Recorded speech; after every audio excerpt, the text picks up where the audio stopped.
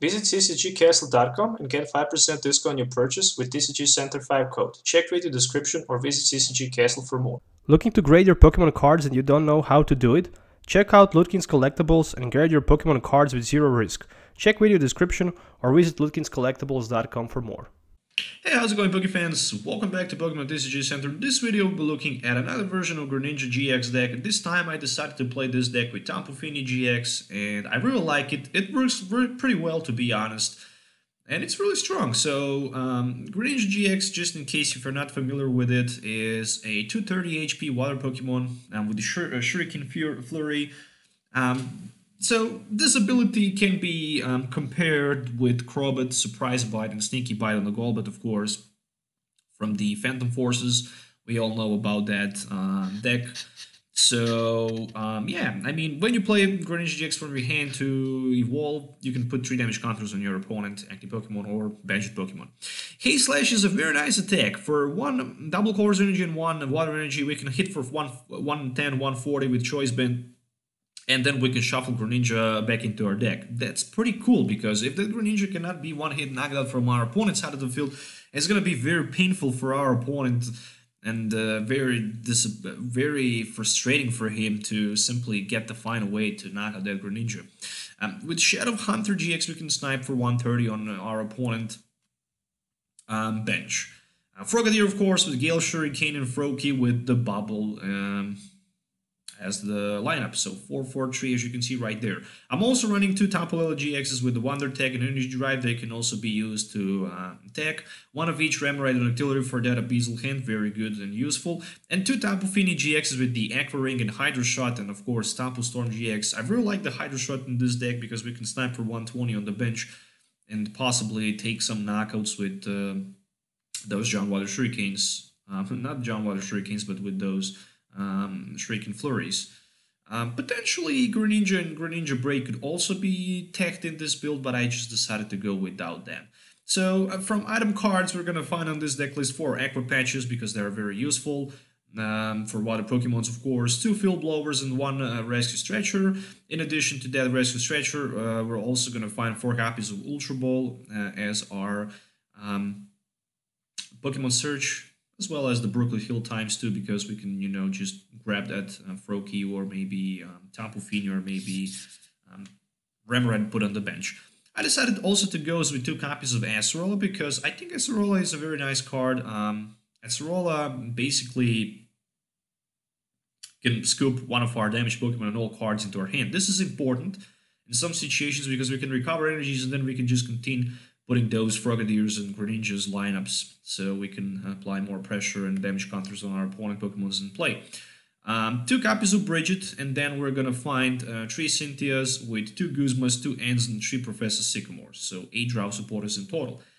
Speaking about tool cards, I'm running 2 Choice Bands and 2 Flowstones and 12 energies, of course, 4 double cores and 8 regular basic water energy cards. Potentially good tech also in this deck can be Tapu Koko GX. Decided not to go with it, but it can be potentially good tech as well, so we can, you know, spread some damage counters in early game with double cores energy as well. Maybe also Mr. Mime can potentially be good to block that damage on the bench from Buzzballs, for example, but yeah, just in theory, those 2 cards can also be included. If you're looking to buy any of these cards, make sure to check CCG Castle. Also, if you're looking to maybe send your cards to the PSA submission, always good to find and check LudkinsCollectable.com. So that's it for the video introduction, so let's move on to the game test so you can actually see the deck in action, so see you in the game. Alright folks, so we are back with Greninja-GX, this time featuring this Tapu Fini-GX deck, and I'm just wondering how many of you are gonna like this video, because I really like this deck concept, and yeah, that's just... This opening hand is not the best, but it's also not the worst. Still, we can top deck something good, I guess. That can help us a lot. On the other side, I see that my opponent is starting with 2 Pokemons compared to me. So there's the Remoraid and there's the Duskmane Crossman. There's the Remoraid top deck for me as well. So I'm going to just go with that Brigette, which means I'm going to do something like this. A couple of Froakies and the Tapu Fini can be placed on the bench. Yes, I can attach energy to my Tapu Fini, and I'm gonna pass the turn for now. Something like the Ultra Ball could potentially be the best top deck in this situation, because then I can have Octillery, I can have Ultra Ball for 2 energies, and then 2 Aqua Patches for my Tapu Fini, and I already have a Hydra Shot ready, which is really big deal. We're gonna see that Brigette for my opponent, probably for a couple of Melamars, and that's gonna be very powerful to watch. Those Melamars are actually so strong. Nope, Volcanion Lapras. So my opponent actually decided to go with the Lapras GX. Alright, once during a turn you might discard energy from your hand. If you do, your opponent switches their active Pokemon with one of their benched Pokemon. That's not bad at all, to be honest. Anyways, there's the Ultra Ball play for my opponent, and he discards energy and choice band, and he took that Octillery. What a bad top deck this really is. I'm thinking about Bubble my opponent, to be honest. Unfortunately, I didn't hit heads on the coin flip, so that's very disappointment. Anyways, it's just pretty fine. We're gonna hope to top deck something good here so we can continue playing this game. Because as it looks right now, it really looks pretty bad. But anyways, I'm not gonna give up, that's for sure. There's the Sycamore for 7. And Cynthia with another Water Energy has just been discarded. Of course, with a couple Aqua Patches, you can just, accelerate those Lapras pretty easily. Still, he's gonna need to find a way to retreat with the Floatstone, of course, in order to hit me with Blizzard Burn. There's another Aqua Patch. I don't think he have enough resources to power up these Lapras this turn and to use attack. Who knows? Maybe he have. We shall see. There's a 3 energy cards, and if he have Floatstone, that's one thing is for sure. He's gonna hit me with the Blizzard Burn for 160, and that's gonna be it. And I hope this is just not gonna happen. So there's another Max Elixir as well. And then he can use a Beazle Hand. This field right now really looks not promising for me, that's for sure. And there's the Jet Geyser. For me, in this case, that's pretty cool. And it's pretty good, because I can put Froakie without energy in the active position, to be honest. Then I can keep that another one on the bench with the energy. And it's my turn. Oh, finally! Finally Ultra Ball as a top deck, so I can start to find resources right now. With that Octillery, I can also use advantage of the Aqua Patch as well. There we go, so 1 Water Energy can go down to my Tapu Fini. And I can finally evolve. Well, Hydra Shot can be used also with this type. If I can pull 3 Frogadiers, that's still not going to be enough for the knockout, so we're going to do something like this. Alright, a Beazle Hand for 5, fresh hand of 5, and there's only 1 Frogadier. Okay, at least it's 1. So we're going to put some damage counters on that Lapras on the bench. But that's going to be pretty much it. I'm not in a position to attack. No Drought Supporter, which is very surprising here because I'm running like 9 Drought Supporters. I couldn't find a single one, but at least I have that Octillery with the Beazle Hand. There we go with the Cynthia. So still my opponent will try to find a way to grab that Floatstone, which is pretty good because right now he unfortunately is not in a position to knock me out. And that's a very good news.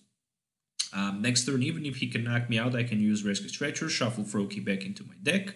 No, he decided to pass his turn, and there's the Guzma as the top deck.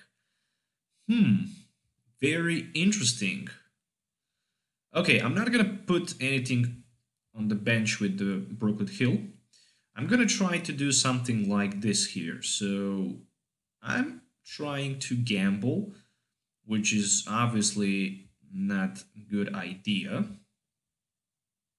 But it is how it is. We should try to gamble here with that Beazle Hand. Worst possible scenario, I can always retreat. Yeah, I took the gamble, which was not good. And I'm not gonna risk. I'm just gonna retreat back to my Froakie. And I'm gonna actually power up with my Aqua Patch. Another Tapu Fini in this scenario. There we go. Okay, that's it. Next turn, I'm looking forward to play that in. That's the obviously only thing I can do. Not happy with... Oh no, there's the Guzma, and it's going to be for my Tapu Fini, so I'm going to lose it probably if he have Choice Band or something like Fighting Fury Belt. He can always, I guess, use the Ice Beam GX. Oh, there we go. So he decided to go with the Ice Beam. So if I can find Guzma, which unfortunately I can't. Okay, never mind. Never mind. This is gonna be one copy of the N. I really don't want to discard the Rescue Stretcher. And where is my Greninja? Oh my goodness, no sign of the Greninja. This looks like a pain to me, but the game is still not lost. The game is still not lost. There's the Flowstone, so right now my opponent can potentially Invasion Retreat. And there's another Lapras for him as well, and Water Energy. And one Aqua Patch, so he have one more Aqua Patch available. Alright, pretty fine. I mean, it's okay. I'm gonna be in a 2-price card disadvantage, but I hope I can return knockout with my Greninja-GX. That's obviously right now the most important part of the game. Those Tapu Finis are very, very vulnerable. Oh, there's even a Fighting Fury Belt, so I'm gonna also need that. I'm gonna need too many resources, to be honest. I'm gonna need a lot of resources. 3 of my Aqua Patches has been discarded. That's a lot. How many Guzmas did he use? Only 1. Okay, so I guess I'm gonna put 2 damage counters on him. I guess I'm also gonna play double Course Energy on my Froakie. And then I'm gonna Brooklet Hill. So I have 2 more Frogadiers and 2 Greninja-GXs, 2 Field Blowers, Aqua Patches here, 3 Ultra Balls. Something tells me that I should definitely play that Sycamore for 7. As it is. Alright, so, okay, Greninja-GX, finally, and Choice Band as well. I also have that Floatstone available. I didn't use my Octillery yet, so this is going to be 1 Ultra Ball.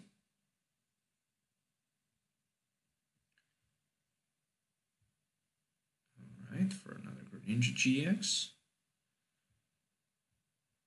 So 70 and 140, in case if I don't pull, you know what I need. So he have 230 plus 140, that's going to be enough for the knockout anyways. So if I can find Field Blower, I'm just gonna, yeah, I managed to find Field Blower. Anyways, let's just then scrap these 2 cards. Stadium can stay in the game. It's going to be useful for me as well. All right. 110 plus 30 for the Choice Band, 140 to 30 in total. So even without Field Blower, I would have enough for the knockout. And there's a Flowstone and a Choice Band again.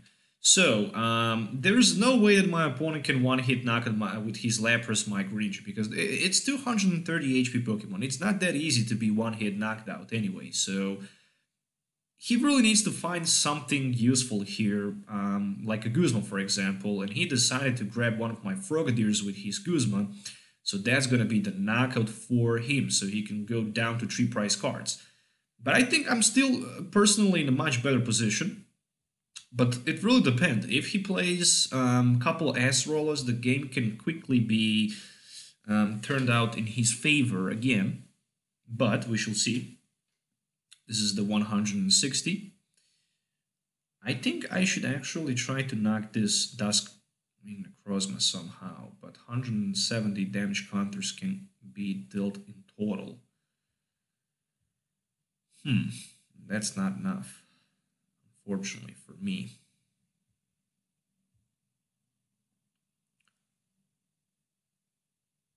Alright, so I guess we can put 3 damage counters right there. But I have something better on my mind. I think I can potentially just use Tapu Storm and recycle this Lapras into his deck. Or maybe not. Or maybe that's just not a good idea. So I'm actually going to retreat. And I'm actually just... I'm fine right now. I'm just gonna use this Ultra Ball so I can, you know, discard some resources from my hand in addition to get that Rescue Stretcher so I can try to recycle back one Greninja-GX lineup. Alright, there we go. So I managed to find that. So let's just reshuffle back a whole Greninja-GX lineup. Oh, looks like I can't do that. Tapu Lele can always be useful. There we go, Brooklet Hill for Froakie. Energy can also be placed somewhere. It can go down to Froakie as well. And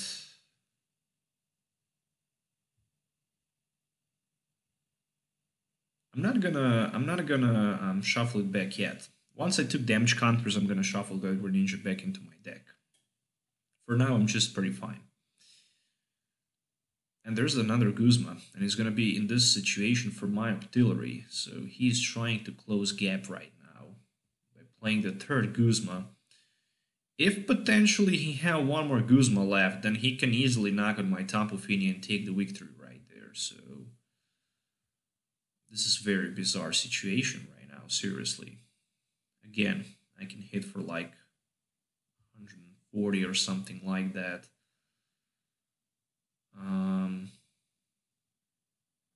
Brigette as the top deck. That's not a good top deck at all. I guess I need to Sycamore for 7.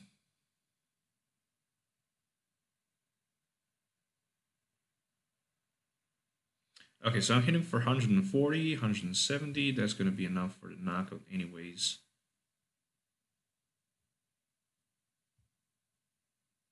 All right. I guess I should also play that full blower as well.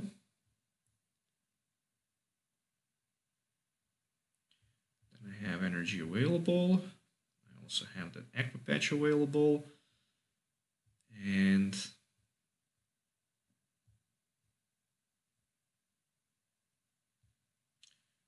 I have that. I can actually knock him out on the bench. 130 on the bench, or just knock out this active Pokemon. It's pretty much the same if you have Guzma.